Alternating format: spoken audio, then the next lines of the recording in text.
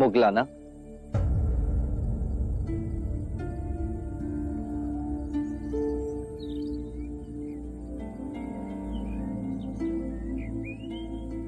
इस विषाद का कारण? कई रात्रियों से पूर्ण ध्यान में मेरे विचार मेरी माता की ओर चले जाते। जब मैं बच्चा था तब जाने अनजाने में मैंने उसे कष्ट पहुंचा, परंतु मेरे विषाद का कारण ये नहीं है। उसके जीते जी मैं कुछ न कर सका, परंतु उसकी मृत्यु के बाद कुछ कर सकूं ताकि उसकी आत्मा को शांति आए। हर बार मैं ध्यान में देखता हूं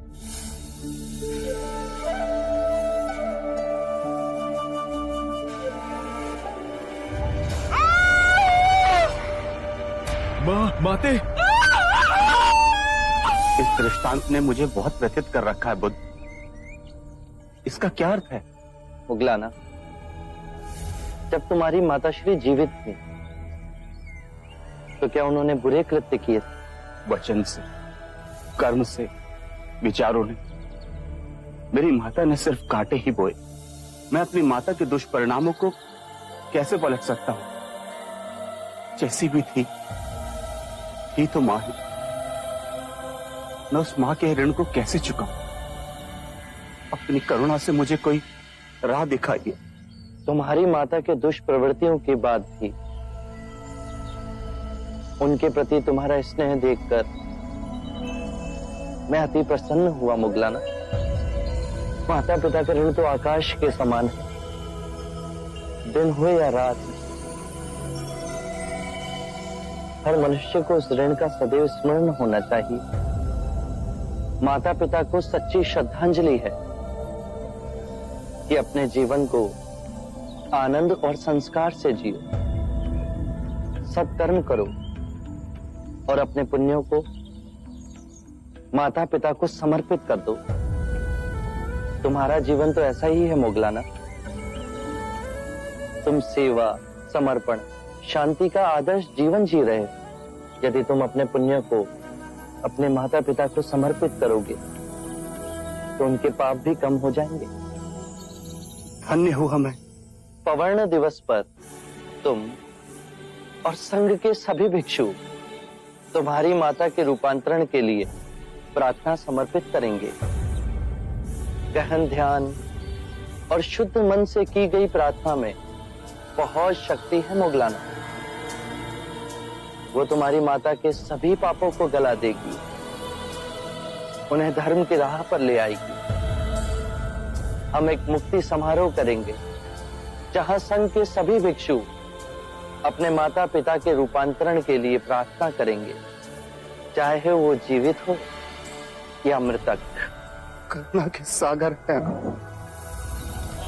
सबके लिए निरंतर चिंतन। एक दिया असंख्य दियों को प्रज्वलित करता है मुगलाना।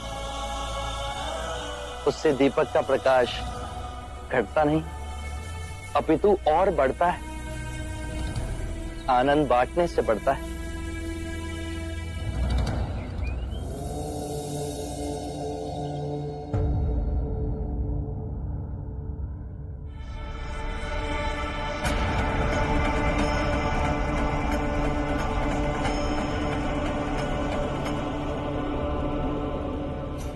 महाराज, मैं ये क्या सुन रहा हूं? आप बुद्ध के अनुयायी बन गए हैं। घोर अनर्थ। अच्छा होता यदि मैं यात्रा पर न जाता। आप ऐसा अनर्थ कैसे कर सकते हैं? आप अपने धर्म को कैसे छोड़ सकते हैं? क्षत्रियों का धर्म आपके लिए सर्वोपरि है। आपका कर्तव्य है मगध की सीमाएं बढ़ाए, चक्रवर्ती सम्राट बने। मैं अपना कर्तव्य भली भांति जानता हूं कुलगुरु। लगता है बुद्ध ने आपको भी भ्रमित कर दिया है। सम्मोहन शक्ति है उसके पास। आपके पिता की तरह आपको भी भ्रमित कर रहा है। कृपया कर बुद्ध पर झूठे लांछन ना लगाएं। महाराज, मैं सत्य कह रहा हूं। बुद्ध ने केवल ऐसी बातें कही हैं जिससे अनेकों प्रश्न उठ रहे हैं, परंतु उत्तर नहीं मिला। जैसा कि ये संसार शाश्वत है या नश्वर, सृष्टि सीमित है या अनंत, शरीर आत्मा दो हैं या एक, मृत्यु के पश्चात हमारा अस्तित्व रहता है या विनाश हो जाता है। मैं इन किसी भी प्रश्नों का उत्तर नहीं दूंगा कुलगुरु। ये सब आपकी बुद्धि की उपज है। बुद्ध ने कभी भी अपने उपदेश में इन बातों को तनिक तूल नहीं दिया। यदि शाश्वत प्रश्नों का बुद्ध के पास स्थूल नहीं है, तो वो किन विषय पर उपदेश देते हैं? उनके प्रवचनों का हमें क्या लाभ? बुद्ध कहते हैं कि अपने शरीर, अपनी श्वास को साधो, उससे अपने अंतर्मन को छिन्न भिन्न करती विभिन्न भावनाओं को समझोगे, दुख और संताप पर विजय पाओगे, जीवन की छोटी छोटी अनेक लहरों के थपेड़ों में सजग और ध्यानपूर्ण जियोगे। बुद्ध जीवन से मुंह मोड़ने को नहीं कह रहे, चेतना से जीने को कह रहे हैं। कुलगुरु, जीवन इन्हीं छोटी छोटी बातों का बहुमूल्य रत्नकोश है, ना कि बड़ी सैद्धांतिक बातों का। छोटे छोटे लोग छोटी छोटी खुशियों के साथ जीते हैं, परंतु आप तो सम्राट हैं। आपका स्तर इस मगध में सबसे सर्वोपरि है। स्तर का विचार भी मनुष्य बुद्धि की उपज है। लगता है महाराज, आप विनाश की ओर जा रहे हैं। एक क्षत्रिय होकर ज्ञानियों जैसी बातें कर रहे हैं आप। क्षत्रिय और ब्राह्मण, ये अंतर भी मनुष्य बुद्धि ने पैदा किया। मुझे बुद्ध के चरणों में शांति मिली। महाराज, यदि आपको शांति चाहिए तो मैं इसके कई उपाय आपको बता सकता हूं। आपसे केवल मुझे अशांति ही मिली है कुलगुरु। आप क्या मुझे शांति देंगे? आपकी बातों में मैं अपने धर्मपरायण पिता की मृत्यु का कारण बना। आंखें मूंदता हूं तो महाराज बिंबिसार की प्रेम भरी मूरत छुप छुप कर मुझे निहारती दिखाई देती है। न रातों को नींद है, न दिन को चैन है। क्षमा करिए महाराज, एक ब्राह्मण हूं, सत्य कहने से संकोच नहीं करूंगा। इस विषाद का कारण पितृ हत्या का पछतावा नहीं, अम्रपाली के भिक्षुणी बनने का आघात पहुंचा है आपको। कुलगुरु,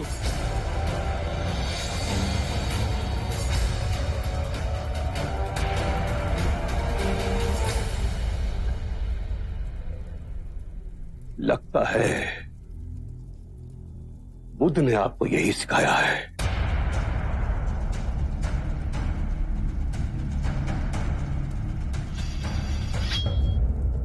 मगध के लोगों को आपसे बहुत सारी आशाएं थी, परंतु आप हमारा ही दमन कर रहे हैं। चलिए ऐसा ही सही, हम इसके लिए भी तैयार हैं।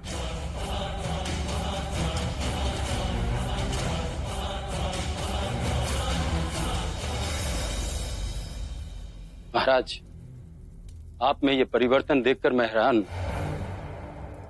अजात शत्रु की उठी हुई तलवार बिना वार किए आज नीचे कैसे झुक गई? मुझे कुलगुरु की हत्या करने में तनिक संकोच न होता,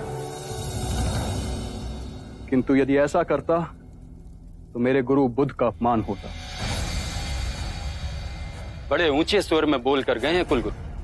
कोई मुझे कितना भी उत्तेजित क्यों ना कर ले, मैं अब कभी हिंसा के मार्ग पर नहीं जाऊंगा। जो मार्ग मेरे गुरु दिखाएंगे उसी मार्ग पर चलूं।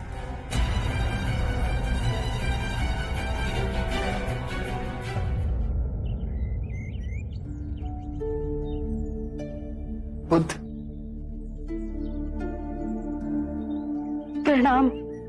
आपके परम भक्त सुदत की पत्नी पुण्य लक्ष्मी आई है।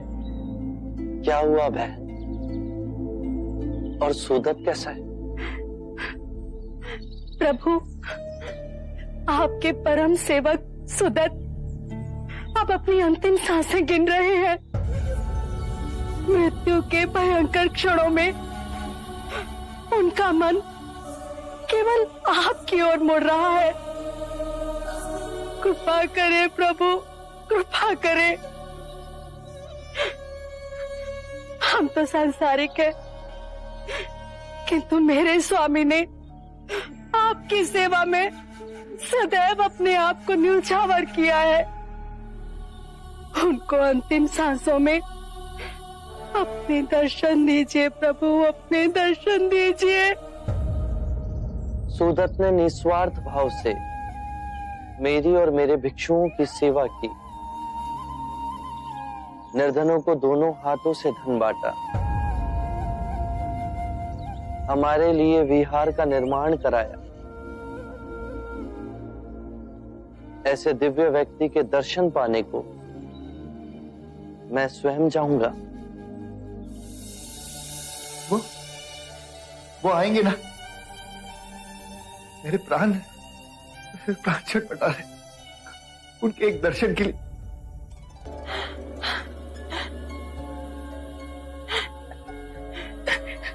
देखिए तो, स्वयं बुद्ध आए हैं।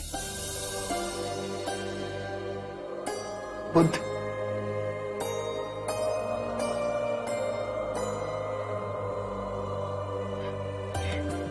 आप आ गए।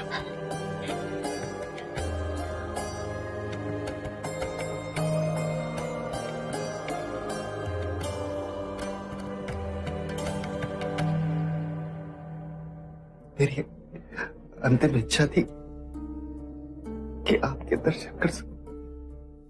कैसे ना आता सुदत, तुम्हारे प्रेम और सेवा ने तो मुझे तुम्हारा ऋणी बना दिया है। इतने उद्विग्न क्यों? क्या मृत्यु से भय लग रहा है? बुद्ध, भय तो लग रहा है, पर आपको देख लिया तो मन में हिम्मत बन रही। डरो मत सुदत। आज तक तुमने अपना सारा जीवन दूसरों की सेवा की। तुम्हें कोई भी कष्ट नहीं हो सकता। जैसा मैं कहता हूं, केवल उस और ध्यान धरो। मृत्यु का सामना करने का साहस स्वयं तुम में जगेगा। अपनी आंखें बंद करो और ध्यान धरो। मैं ये आंखें नहीं, मैं ये आंखें नहीं, मैं ये कान भी नहीं, मैं ये कान भी नहीं, मैं जिह्वा भी नहीं, मैं जिह्वा भी नहीं, मैं शरीर भी नहीं, मैं शरीर भी नहीं, मैं ये चित्त भी नहीं, मैं ये चित्त भी नहीं।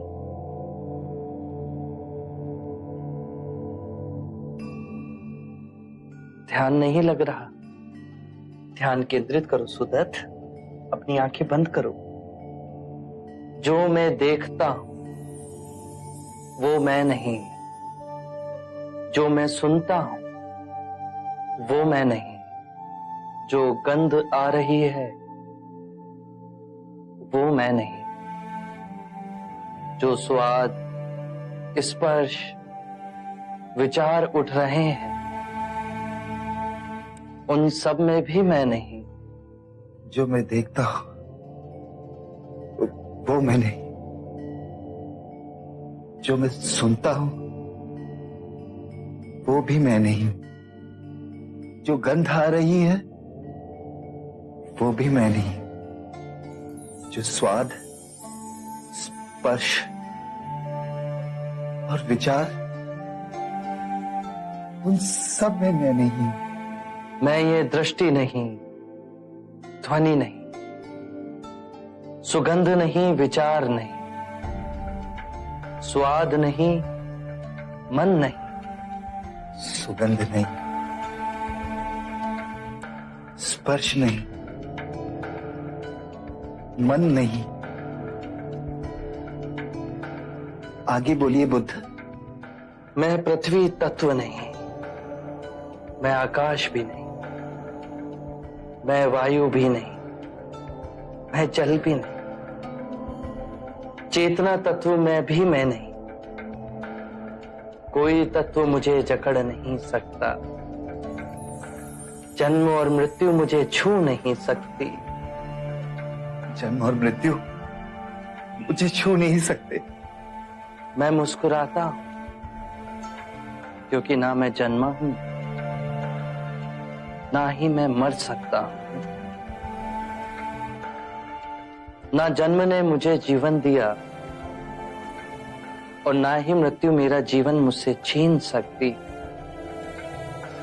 जन्म और मृत्यु पर मेरा अस्तित्व ना निर्भर था, ना निर्भर है। क्या हुआ सुदित? ध्यान नहीं लग रहा?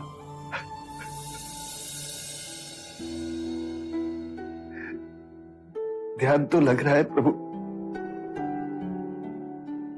आपके एक शब्द उसकी बूंद की तरह मेरे अंतर मन में गिर रही। मैं तो केवल इसलिए रो रहा हूं कि इतने वर्ष मैं आपके समीप रहा, आपके दर्शन पाए और अंतिम समय में आपके वचन समझने का मुझे अवसर मिला।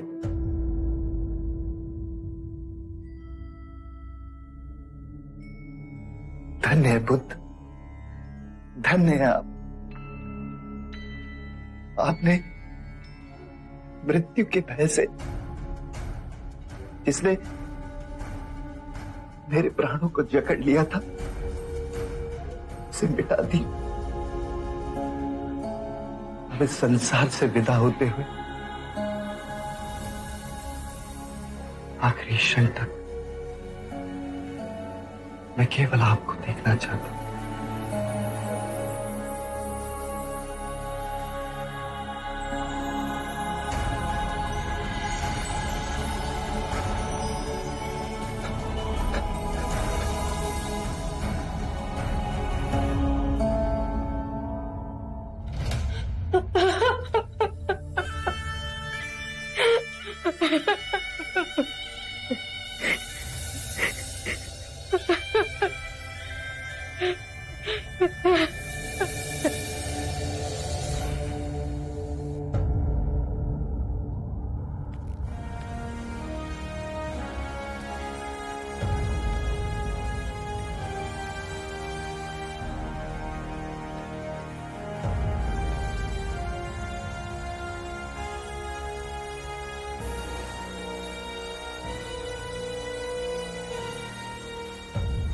महाराज, ये दोनों व्यापारी आपके समक्ष एक विनती लेकर आए।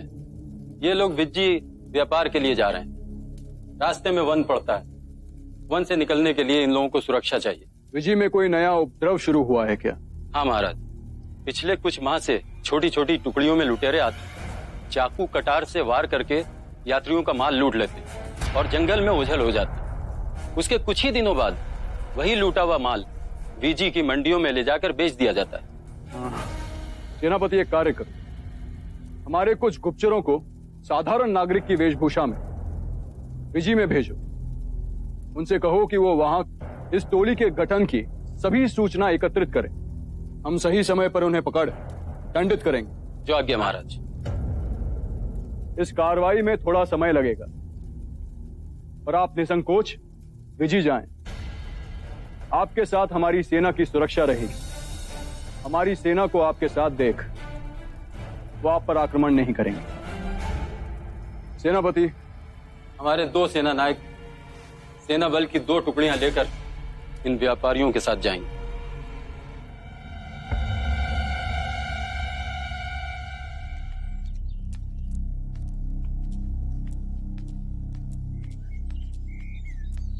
मित्र, हम ये सोच रहे थे कि हमने ये क्या जीवन पाया है। एक सेना नायक होने का अर्थ होता है देश की रक्षा के नाम पर मानव हत्या करें। आपने मेरे मुंह की बात छीनी। महाराज अजत शत्रु का अनुमान गलत है। विजी के लुटेरे बहुत बेधड़क हैं। वो हमें देखकर भय से डरकर भाग नहीं जाएंगे। वो अपनी सत्ता जमाने के लिए हमसे युद्ध लड़ेंगे और हमें ना चाहते हुए उनका वध करना पड़ेगा। इसके पश्चात ये व्यापारी धन कमाने के लिए जुट जाएंगे और मानव हत्या के पाप का बोझ ढोने के लिए हमें छोड़ दिया जाएगा। सत्य कहा आपने मित्र। अब हमें ये पाप का बोझ उठा के लगता है पूरा जीवन व्यतीत करना पड़ेगा। मृत्यु के पश्चात हमें स्वर्ग नहीं नरक मिलेगा। महाराज ने तो मुक्ति का मार्ग खोज लिया है और स्वयं बुद्ध के अनुयायी बन बैठे। इतने सारे पाप करने के बाद भी वे मुक्ति के मार्ग पर चल पड़े हैं, तो क्या हमें मुक्ति नहीं मिलेगी? सत्य कहा। महाराज ने तो पंचशील के सिद्धांतों का पालन कर अहिंसा का मार्ग अपना लिया और हमें हिंसा के मार्ग पर भेज रहे हैं। आप अपनी जगह सही हैं, पर जब तक हम सैनिक हैं, हम महाराज की आज्ञा का उल्लंघन नहीं कर सकते। ये देशद्रोह कहलाएगा। इसलिए हमें कोई और मार्ग ढूंढना पड़ेगा जिससे हमें मुक्ति मिल सके। एक मार्ग है, यदि हम बुद्ध के अनुयायी बन जाएं, तो कोई हमें हिंसा के मार्ग पर जाने के लिए विवश नहीं करेगा। ये सही रहेगा। आज ही हम दीक्षा लेकर भिक्षु बन जाएंगे ताकि आने वाले जीवन में हमें भी मुक्ति मिल सके। चलिए।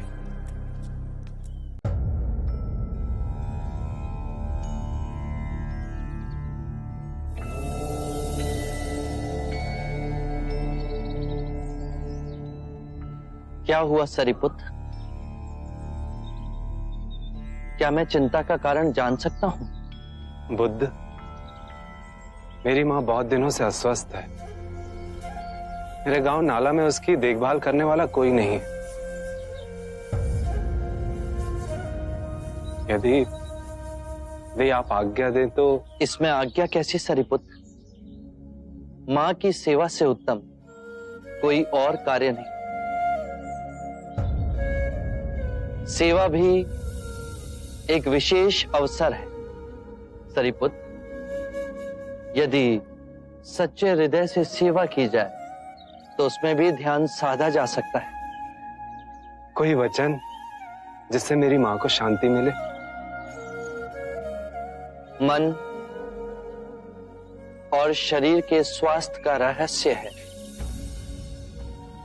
कि जो बीत गया उसका ना शोक मन में हो और ना ही आने वाले कल की चिंता।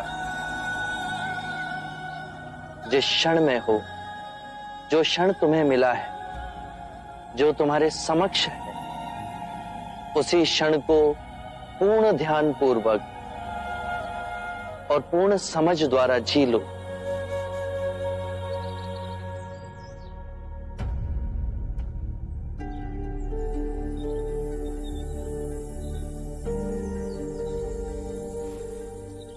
सहसा प्रतीत हुआ कि आपसे बहुत दूर जा रहा हूं।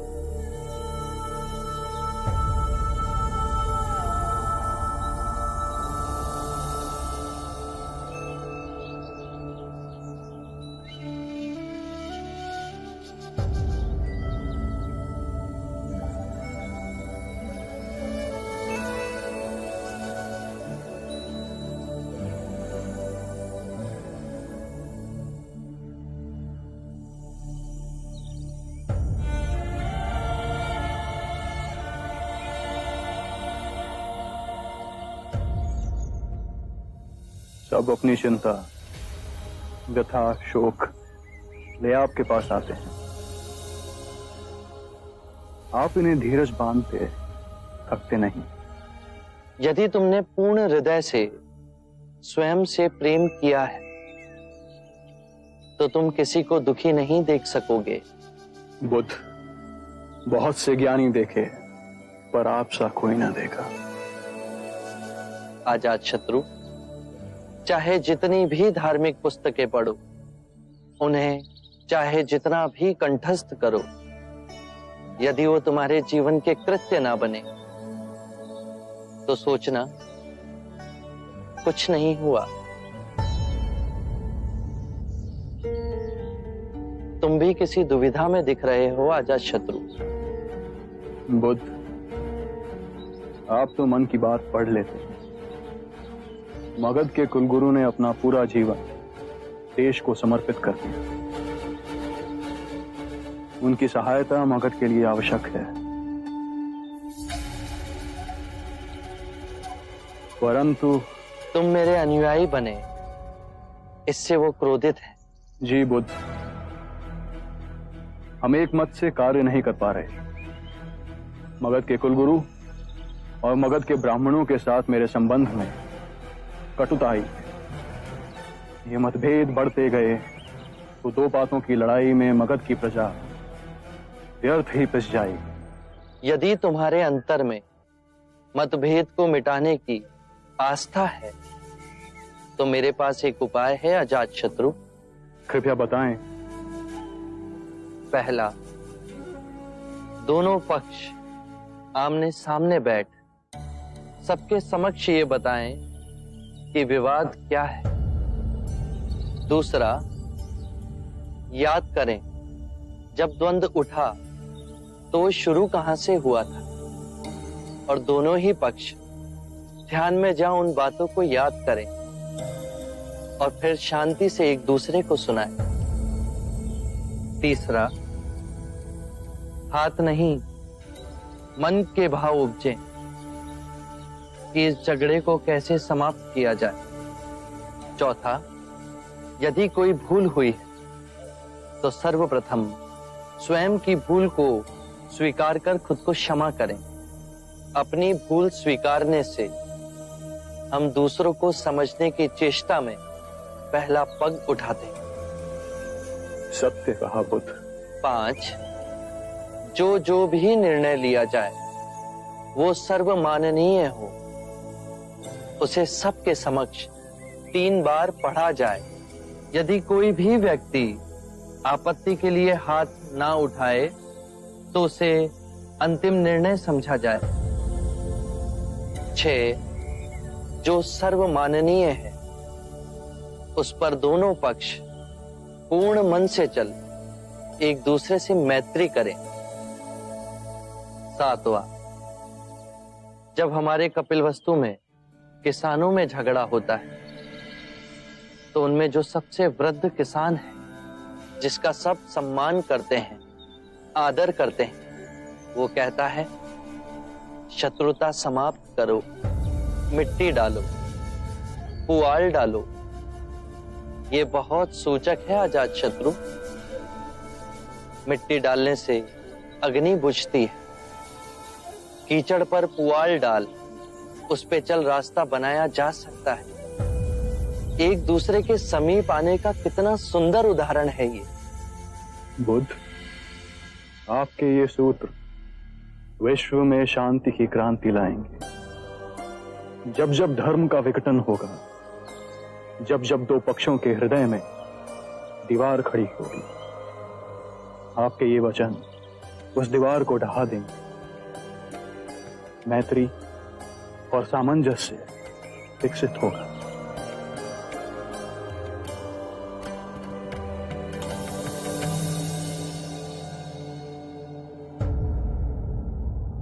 कुलगुरु, हमारे बीच के मतभेद के कारण मगध का कार्य बाधित हो। यदि हम प्रेम पूर्वक अपने मतभेद को दूर कर लें तो सबका भला हो। महाराज, मैं हृदय से आपकी भावनाओं का सम्मान करता हूं। इन मतभेदों को दूर करने के लिए हम 7 नियमों का पालन करेंगे। 7 पग हैं जिन्हें हम मिलके उठाएं तो सभी समस्या का समाधान हो सकता है। पहला पग है, परंतु महाराज, ये 7 नियम किसने बनाए हैं? स्वयं बुद्ध ने। क्या बुद्ध ने? किंतु महाराज, हम बुद्ध के बनाए नियमों को क्यों माने? क्या वो कोई न्यायाधीश है? ये तो हद हो गई, हद हो गई ये तो। महाराज, यदि हम बुद्ध के बनाए हुए नियमों का पालन करेंगे तो हम में और बुद्ध के अनुयायियों में क्या अंतर रहेगा? यही अंतर तो दूर करना। महाराज, बुद्ध ने जो परम सत्य का मार्ग पाया उसकी मूल जड़ में हम ब्राह्मणों का खंडन है। वो हमारी भावनाओं का अनादर करता है, वो हमारी संस्कृति का आदर नहीं करता है। फिर वो तटस्थ नियम कैसे बना सकता है? बहुत बड़ी भूल कर रहे हैं आप। बुद्ध ने कभी भी ब्राह्मणों के लिए कोई अपशब्द नहीं कहे। अंधों की पट्टी पहना जिस जनमानस को वर्षों से ठगा गया, केवल उसकी आंखों से अज्ञान की पट्टी उतारी। मनुष्य द्वारा निर्मित अंतर और भेदभाव जिसकी आड़ में मानव ने मानव का शोषण किया, उसे मिटाया है। यही परम सत्य है। आप सब धन और ऐश्वर्य में जी रहे हैं। इससे पहले कि आप बुद्ध की गरिमा पर उंगली उठाएं, मैं आपको यह बता दूं कि मैंने स्वयं अपना राज मुकुट बुद्ध के चरणों में रखा था, किंतु बुद्ध ने वो भी लौटा दिया।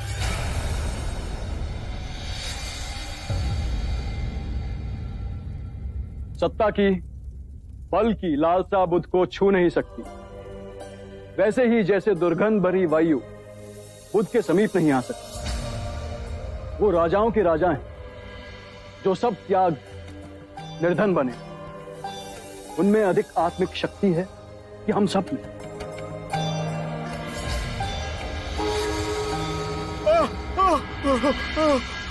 दुहाई हो महाराज, दुहाई हो। आपने हमें वचन दिया, हमारी रक्षा न की महाराज। व्यापार के लिए वीजी जाते हुए हमें लूटा गया, हमें मारा और जख्मी भी किया गया महाराज। किंतु आपकी सुरक्षा के लिए हमने सेना की टुकड़ी भेजी। पर आपके सेना नायक हमारी सुरक्षा के लिए नहीं आए महाराज। केवल 5 सैनिक हमारी तरफ से लड़े और वो भी उन लुटेरों ने मार दिया उन्हें। सेनापति जी महाराज। ये क्या सुन रहे हैं हम? हमारे आदेश का उल्लंघन हुआ है। क्षमा महाराज, हमें भी इस सदन से पहले ही ये समाचार मिला कि हमारे दोनों सेना नायक दीक्षा लेकर भिक्षु बन गए।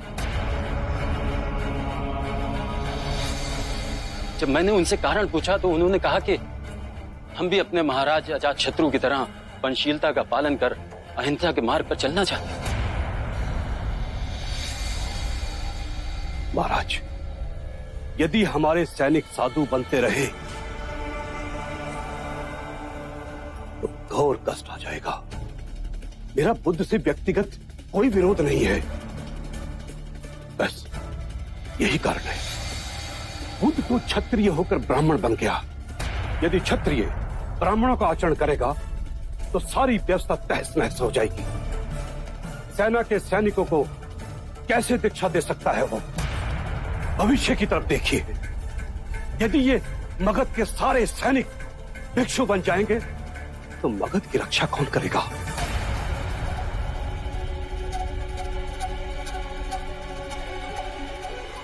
गुरुदेव, कुलगुरु का कथन चिंता योग्य है। यदि रक्षा करने वाले हथियार डाल दें तो रक्षा करेगा कौन? मेरे विरोधियों ने इस बात को तूल दे एक नई चाल चली।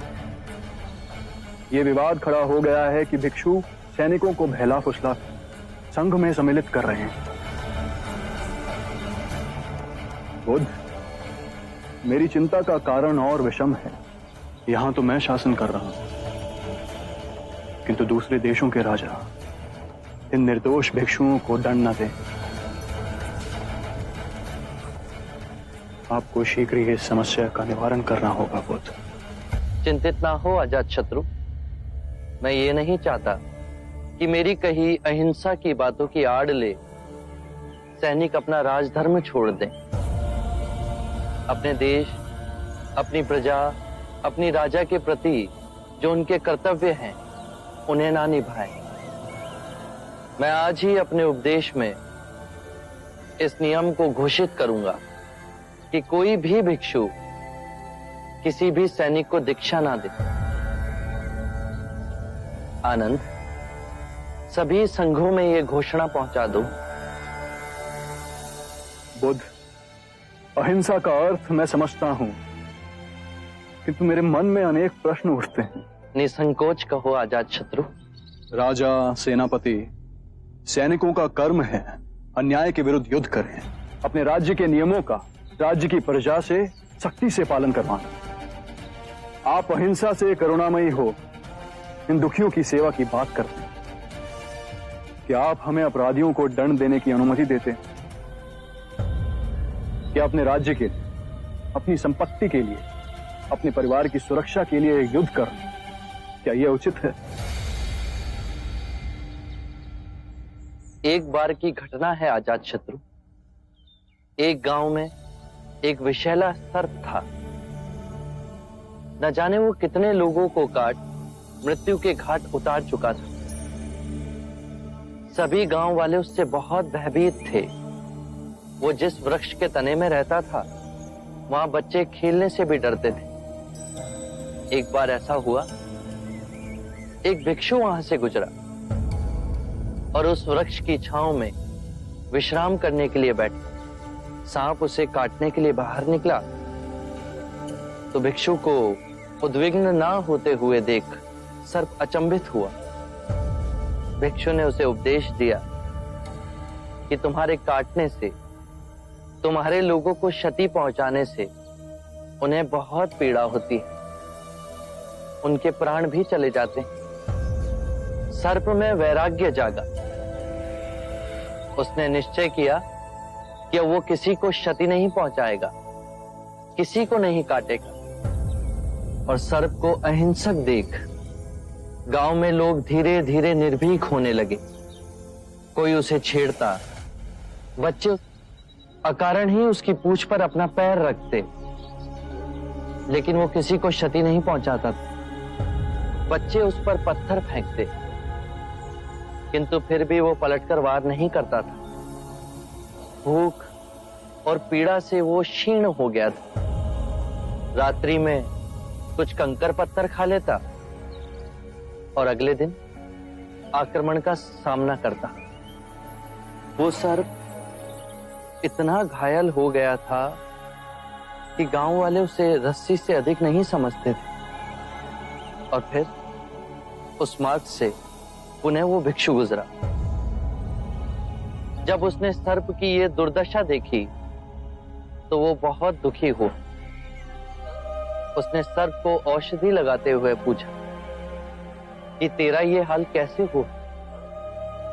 तो सर्प ने कहा, मेरे मन में वैराग्य जागा और मैंने काटना छोड़ दिया। भिक्षु हंसा और उसने कहा कि मैंने तुझे काटने से मना किया था, किंतु तू अपने सर्प स्वभाव से कैसे विमुख हो गया? तूने पुकारना क्यों छोड़ दिया? किसी भी बात की अति, अहिंसा की भी अति, यदि ध्यान से देखोगे तो हिंसक बन जाती। दोषियों में तुम्हारा भय होना चाहिए, उन्हें उनके अपराध का दंड भी मिलना चाहिए, किंतु ध्यान रहे, न्याय देने वाला अपनी निजी कटुता के कारण उसे दंड ना दे, अपितु दोषी को उसके दुष्कर्मों और उसके अपराधों का दंड मिलना चाहिए। यदि क्रोध, लोभ, ईर्ष्या बीच में आए तो न्याय न होगा। बुराई को भलाई से जीतो। यदि बुराई भलाई पर हावी होने लगे तो मनुष्यता का नाश होगा। यदि बुराई को परास्त करने के लिए युद्ध भी करना पड़े तो वो भी करो, किंतु उस युद्ध के कारण तुम स्वयं ना बनो। यदि करना पड़े तो केवल निमित्त मात्र ही करो। बुद्ध, आपके इतने सुंदर और महिमामयी वक्तव्य ने मेरे हृदय से सभी अंधकार को दूर कर एक नई ज्योत प्रज्वलित की है। धन्य हुए भाग्य मेरे जो आप मेरे जीवन में पधारे। आरंभ हो गई निर्वाण प्रथा, सुनो सुनो ये बुद्ध कथा। कितने भी धार्मिक ग्रंथ पढ़ लो,